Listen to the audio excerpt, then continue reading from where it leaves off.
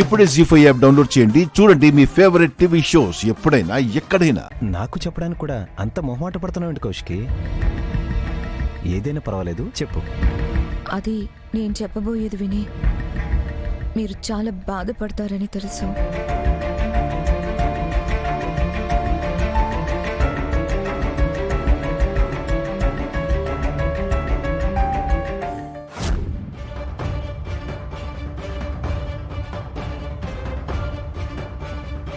నిన్న మీరిచ్చిన చీర చీర చీర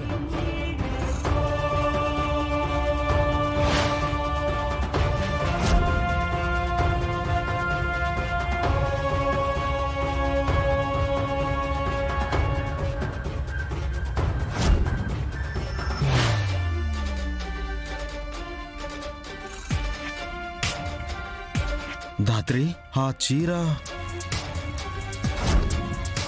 అన్నయ్య వదినకిచ్చింది.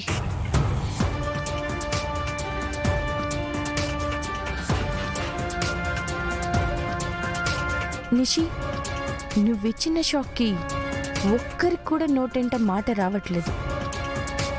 ఆమె నిషి, ఈ దెబ్బతో సురేష్ మనసు విరిగి కౌశికిని చీ కొట్టి వెళ్ళిపోతాడు. రత్నాలు, అమ్మా, ఈ చీర నీ దగ్గరికి ఎలా వచ్చింది? ఇది నువ్వెందుకు కట్టుకున్నావు? అదేంటమ్మా తెలియనట్టు అడుగుతున్నారు? నిన్న మీరే కదా చీర కట్టుకోమనిచ్చారు.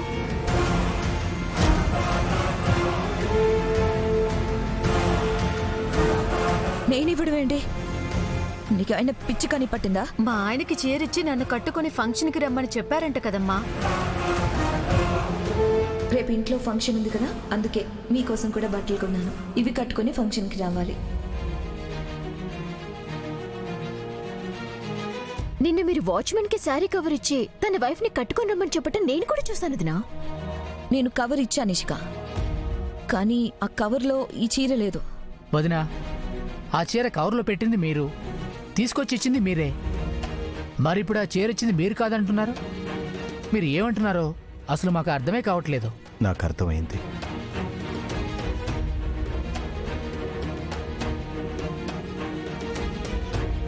కౌశికి ఏం చెప్పాలనుకుందో నాకు క్లియర్గా అర్థమైంది. ఈ ఇంట్లో నా స్థానం ఏంటో చూపించాలనే ఇలా చేసావు కదా కౌశికి.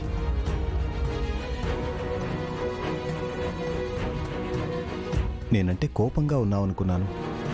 మన మధ్య మనస్పర్ధలు మబ్బుల్లా కమ్మేసే అనుకున్నాను. ఈ రోజుకైనా మబ్బులు తొలగిపోయి నువ్వు నా కౌశికిగా నా దగ్గరకు వస్తావని ఆశపడ్డా. ఇవాల్టితో ఆ ఆశ చచ్చిపోయింది కౌశికి. కాదు, నువ్వే చంపేశా.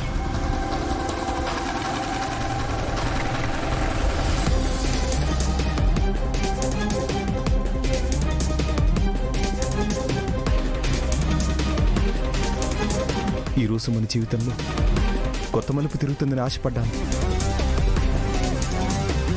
నా ఆశల్ని మరీ ఇంతలా చెరిపేయాలా?